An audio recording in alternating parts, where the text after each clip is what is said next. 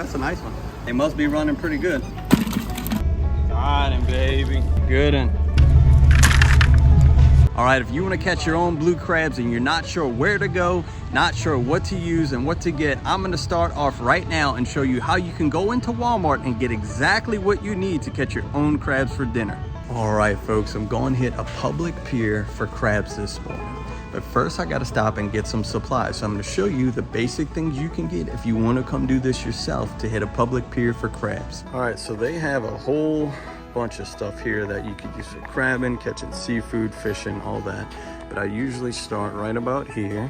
And one thing you'll need is your crab grabbers, okay? So we're gonna get some of those. What do they call them? Tongs. Nah, those are called grabbers. Come on. All right, next thing we're gonna need is a good crab net. I think this one looks a little bit bigger. All right, got us a good crab net. See, this is also good right here. You can go ahead and get a few of these. All right, so for traps and nets, they have this one. So we'll give this one a try. They also have this style right here. I'm gonna go ahead and pass on that because I find that a trap takes a little bit more time for them to get in. So let's pass on that. They have this little all-in-one set, but I just don't think that net is big enough. Go ahead and pass on something like that. Get you the big net and the individual lines that they got here. And this right here is my favorite way to catch them, with a ring net. These aren't the absolute best quality, but if this is all you can find, it'll get you through a day. So now we got a ring net. We got this foldable crab trap, which I think will work really well because once you pull it up, it folds, closes up. And then we got our scoop net. I already have a few of these at the house, but this is the crab throw line. And then our grabbers, bucket. All right, I'm gonna go ahead and get a 100 pack of 11-inch zip ties. All right, now a lot of folks like to use turkey necks, okay, but the turkey necks I see here at Walmart are $4 for one pack, or you can get a whole pack of drumsticks for $5.97. Okay, so let's go with the drumsticks. That's a much better value. All right, and the secret, folks, the secret is to go ahead and get a box of this regular old pantyhose, and we'll show y'all why that's the secret here in a little bit. All right, so I know what you're thinking, this guy is crazy, but stay tuned, watch the video all the way through and you figure out why we're using this for crabbing. Now what you need to figure out is where you're gonna go crabbing. So once again, I'm going nearby where I live, so I know where the public piers are. But if you're visiting an area, or if you're coming to my area, you're gonna have to find a public pier. So the town that I'm going to today is called Delacroix, Louisiana. But if I was in, I don't know, Gulfport, Mississippi, I would type in public piers in Gulfport, Mississippi. So let's try for the one that I'm using today. We're gonna type in public pier, Delacroix, Louisiana. Just going into a simple Google right here. And right there, I see a fishing pier option right here, Delacroix Island Pier. Gives me an address, got some more information on it. So the main thing I want to do now is look up and make sure that it's public, because not all piers are, but that's what you're looking for. You're looking for some sort of public pier, state park, whatever it may be, that you can go crabbing at. It's beautiful, babe.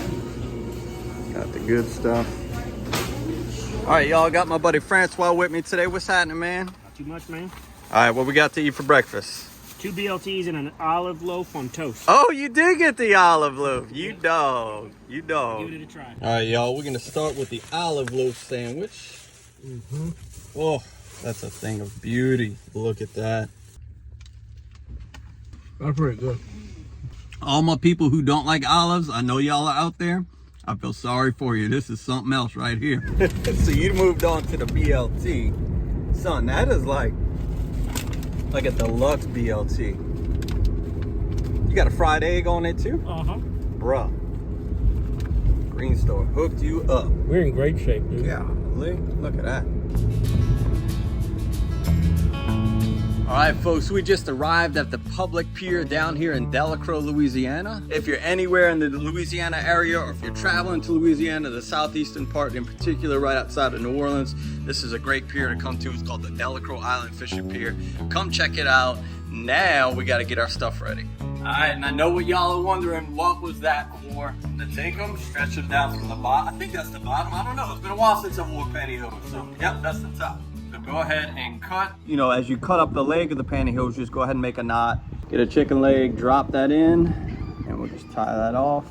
And you're probably thinking, why in the heck are we doing that? Why did you get pantyhose? Why not just use chicken? Just think about it. A crab's claws, you can see on my outside the levy shirt here, he's got those little ridges on his claws. That's gonna stick in there. That's gonna give him something to really grip onto rather than the slick chicken. So when we're pulling this chicken up out of the water, hopefully his claws will be nice and caught on that and he has less chance of getting away. All right, that's what it comes out the pack looking like. And you take out as much line as you think you need for the water depth you're fishing. So I feel like we're in about 6 foot here. So I'll probably take off about 10 foot of line and then put my bait on. So the good thing about this is it's got this nice little sticker here you can put through. Pull that off. Now you got a sharp little point you can put through your bait. A lot of folks are going to use chicken or turkey necks. Once you get it through, go ahead and clip it down. Okay? So that's what you're looking for. And then, like I said, just pull off enough line that you need. You got your weight here, and the weight of the chicken will help drive that to the bottom. And then to keep my line from free spooling out, I'm going to put a half hitch knot in it. Like that. Okay, now that line won't spool out anymore. So when you're dropping in, there's really no science to it. Right now, we're just trying to locate crabs. Okay, so I'm on the bottom. I got lots to tie off here at this pier. Just tie that off like that. Now that is fishing for crabs. That is simply all you need to do. That one's fishing. Let's go set out the rest. All right, so next I'm gonna put out one of the nets that they sell at Wal Mart, and this is what you need your zip tie for. Come in underneath the bottom of the net with the zip tie. Take you a piece of chicken. Go ahead and zip tie that real tight. Them crabs can pull on it good. So you want it nice and tight on that net. And that's what we're looking for. This is gonna set on the bottom like this. When you pull it up, boom, you got him. All right, folks, well, he just couldn't wait, but come up with a, ooh, that's a nice one. He could not wait. He's over here working on them. They must be running pretty good. All right, let's get our last trap put out. All right, so we got this contraption here that they sell at Walmart made by Tsunami. I don't know how I'm feeling it yet, but we're kind of mostly getting it put together. You have a little bit of assembly required. You probably want to look it up on YouTube if you decide to go with this one, but looks like the main thing is just to get these lines set going in an X across it, come up them, and then they want you to zip tie those corners. All right, folks, and on the little Tsunami trap, this one you're gonna want to assemble at home before you come if you have time. But the way it is, you kind of do a little work, look it up on YouTube how to assemble it, and when your line is pulled up, you trap your crab in there like that. So to bait this one, I'm gonna use a chicken leg, and I'm gonna zip tie a chicken leg inside the trap. And that little sucker's ready to put out too. All right, so you want to tie your pull line to their line that they give you on the Tsunami, like that. So now that Tsunami's ready to go out. Let's find a spot. Okay. Good thing about that one, it's heavy. It went to the bottom real easily. I don't love how kind of hard it was to put together. You definitely would put it together before you come, but it went down pretty good. All right, so the trick is to get all your lines out first before you check them. But Francois was excited. I don't blame him. He went ahead and started checking them. So we already got crabs in the bucket. But now I'm just going to start at the beginning of what I have. I think my first thing to check is a net, then it's hand line, the Tsunami trap, and then hand line. So let's go check the first one. Now bring your tongs with you when you do this. That way you can get the smaller ones out immediately. Where I'm fishing in Louisiana today, there is no size limit on recreational crabs. Commercial crabs do have a size limit for the most part, but on recreational, we do not have a size limit. You'll have to check the regulations of wherever you're going, but if you're coming to this Delacroix Island Pier, you have no recreational size limit. So at that point, it's kind of up to you and if you want to keep small ones or not. So on a net, I want to feel some pressure and then pull good. Because if you wait too long on your nets, you won't be able to get them. So like for me, that's too small. It's not worth keeping. Throw it back in, let him eat a little bit. Maybe his body will come. All right, this hand line, I can see it's done got pretty tight, so I'm assuming it's got a crab on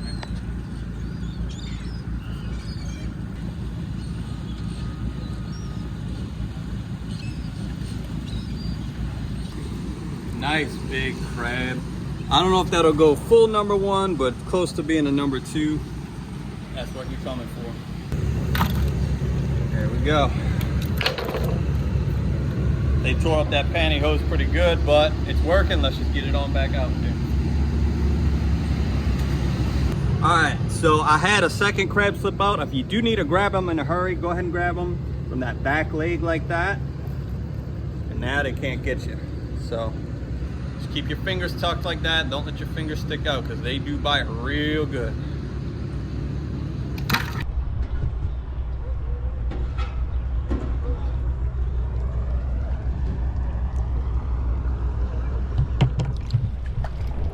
Got him.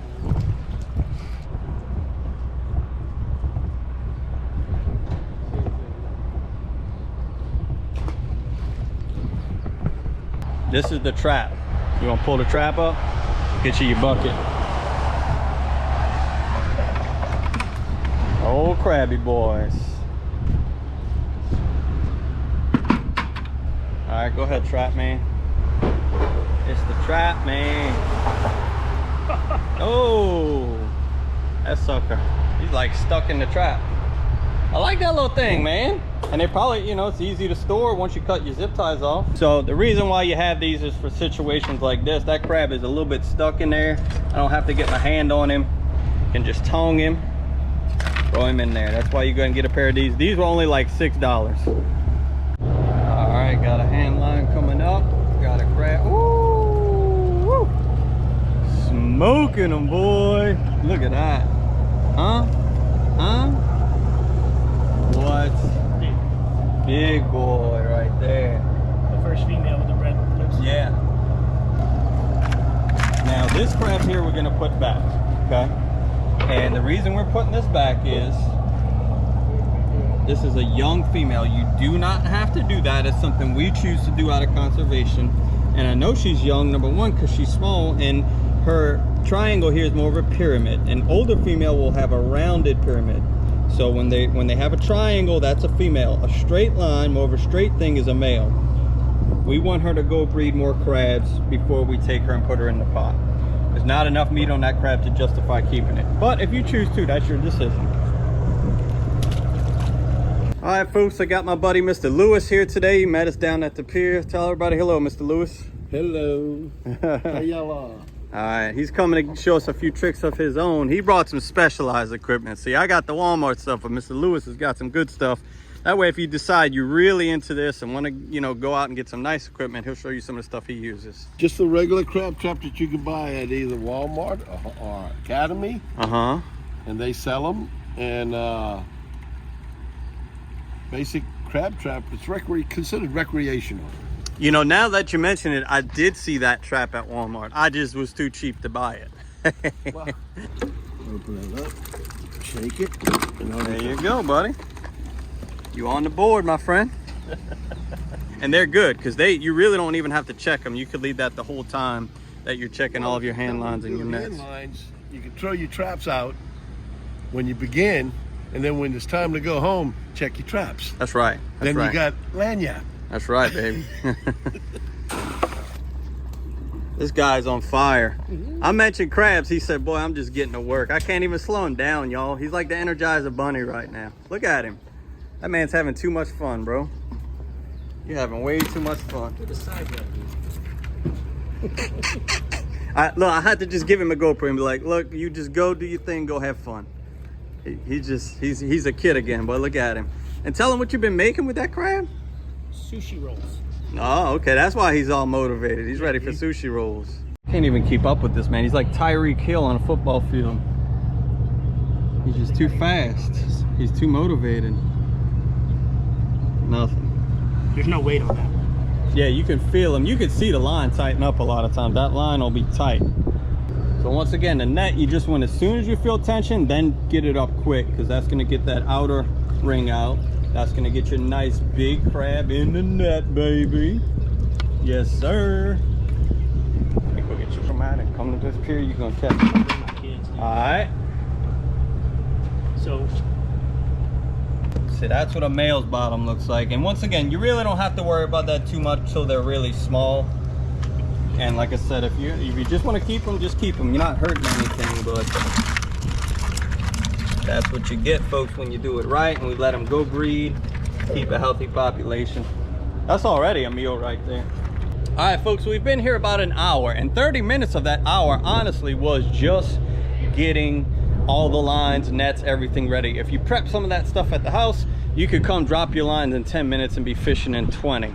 So in an hour, we have probably about a dozen crabs, most of which are good medium-sized crab. We're putting tiny ones back, having a great time at the Delacroix Island Public Pier. Come on down and check it out for yourself. It's a cool spot. If you're not in Louisiana, find you a good public pier with some good brackish or some good salty water.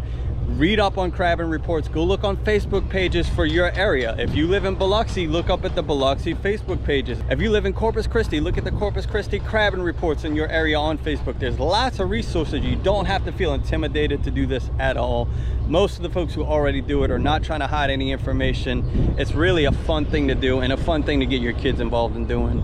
Tell us a little bit about where you're from, Mr. Lewis. I'm from Venice, Louisiana. Born and raised there. Lived there because my father worked for an oil company.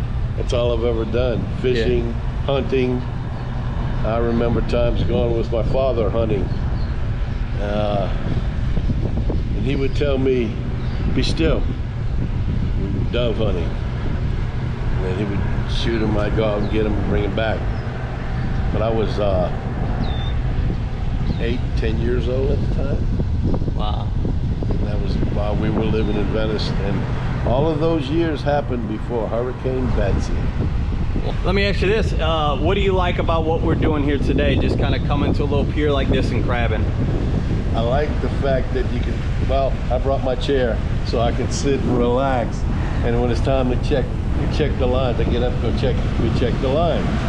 When we used to go on vacations to Alabama, I used to buy a out-of-state fishing license, and we would crab and fish while we were there. Yeah. It was actually Mobile Bay, because we were on the bay side of the strip of land that ran to the west, coming out of Gulf Shores.